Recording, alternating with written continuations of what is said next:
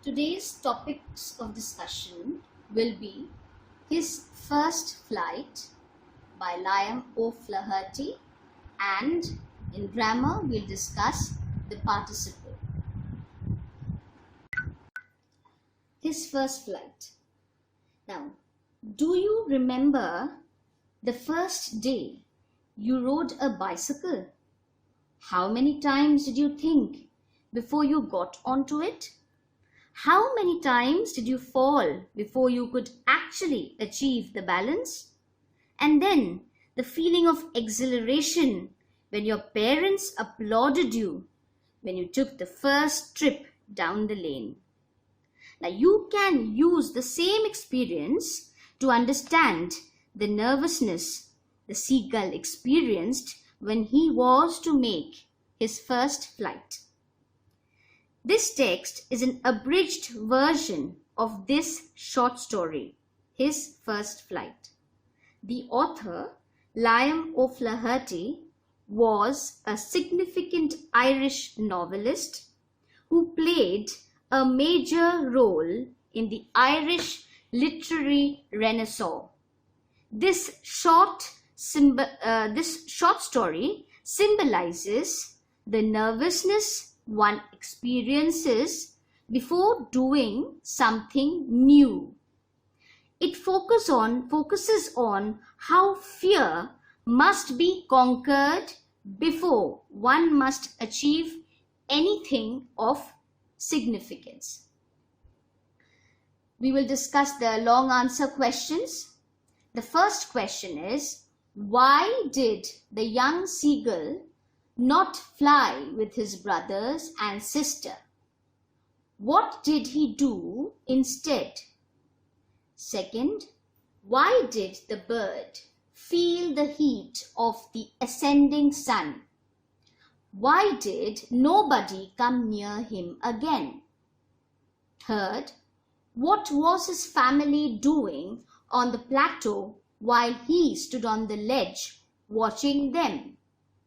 Fourth, why did his mother stop just opposite him with a piece of fish in her beak? The first answer would be, the young seagull was too afraid to fly with his brothers and sister. He had run forward to the brink of the ledge, that is, just at the edge of it, but became afraid when he saw the vast sea stretched down miles below. He felt certain that his wings would not support him, so he bent his head and ran away back to the little hole where he slept at night. Both the parts have been discussed. Second, why did the bird feel the heat of the ascending sun? 24 hours had passed since his brother and sister had left him. He was standing alone on the ledge, facing the south. He felt the heat of the rising sun because he had not eaten since the previous nightfall. And the second part, why did nobody come near him again? His parents were busy teaching his brothers and sister how to fly and dive for fish, so nobody came near him again. The third one, what was his family doing on the plateau while he stood on the ledge watching them? The seagull, standing on his ledge, watched his family. His brothers and sisters were lying on the plateau. They were dozing with their heads sunk into their wings. His father was preening his feathers on his white back, while his mother was looking at him standing on a high hump on the plateau, eating a piece of fish. So to just mention every point, whatever he saw them doing on the plateau. And fourth, why did the mother stop just opposite him? The young seagull's mother had picked up a piece of fish and was flying across to him, but then she suddenly stopped just opposite him. The piece of fish in her beak was almost within reach. She did so intentionally, knowing that the young bird was hungry, she presented him with an added incentive. This prompted him means the seagull, to jump off his ledge.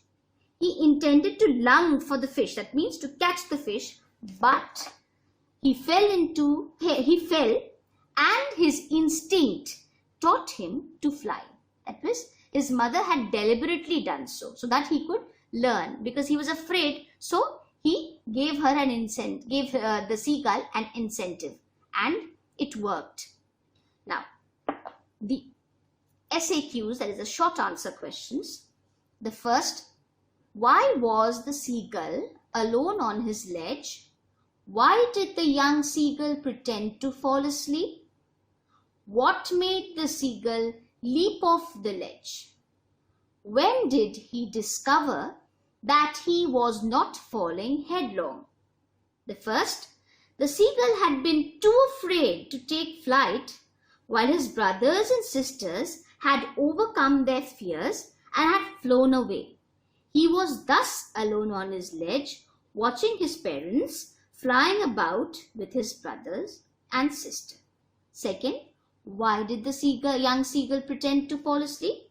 The seagull stood on one foot at the brink of the ledge and pretended to fall asleep so that his parents would notice him. They seemed to have completely forgotten about him. What made the seagull leap off the ledge? Driven by hunger, he was very hungry, so driven by hunger, the seagull leaped off the ledge to grasp at the piece of fish which was dangling from his mother's beak, which was also discussed earlier. Fourth, when did he discover that he was not falling headlong? When the seagull dived at the fish, he fell outwards and downwards into space. Terror seemed to seize him, but the very next moment, quite instinctively, his wings spread out. He then discovered that he was not falling headlong, but was soaring gradually downwards and outwards. Now, the MCQ section. First, the seagull's brother's first catch was a 1. Herring, 2. Salmon, 3. Trout. Second, the seagull was sure that he could reach his parents only if he moved A. Southwards, B. Eastwards, C. Northwards. Third, the seagull crowed amusedly, A.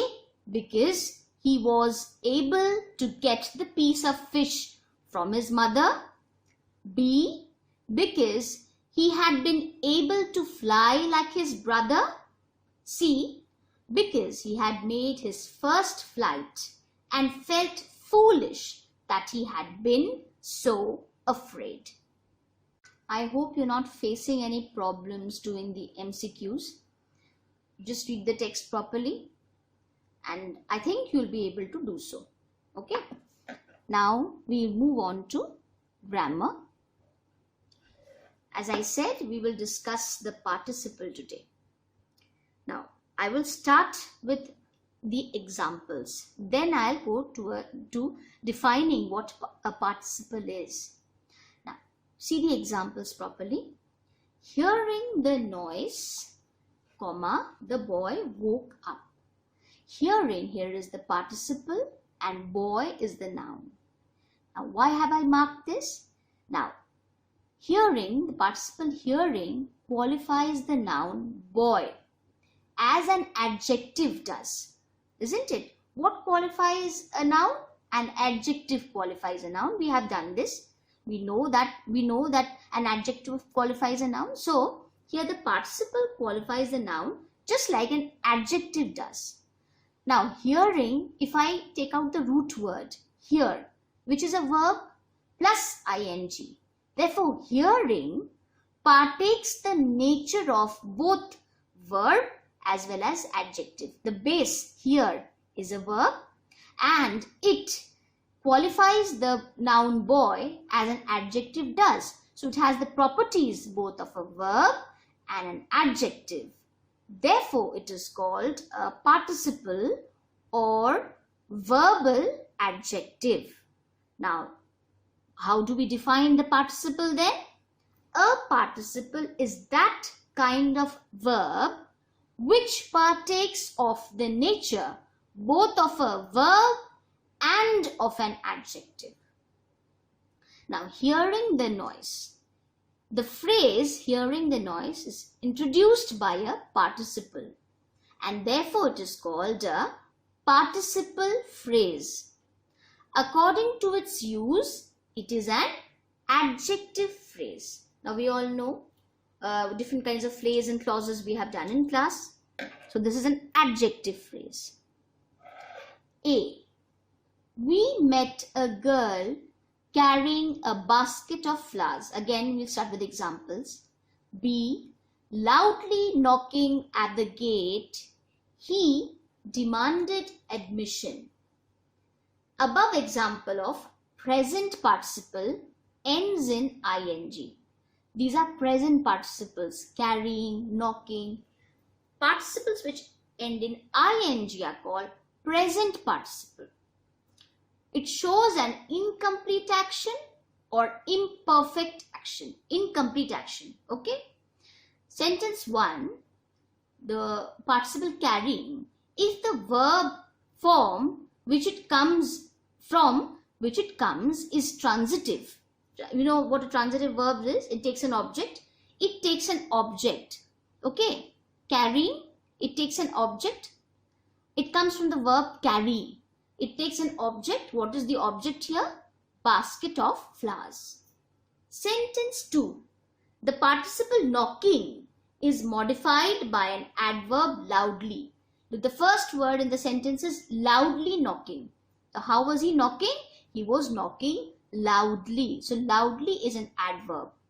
So participle knocking is modified by an adverb loudly. Next.